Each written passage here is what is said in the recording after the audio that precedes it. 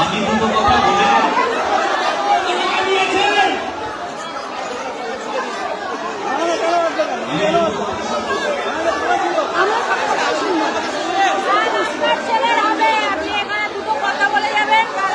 বলে বলা ছিল কেন উনি আসবেন?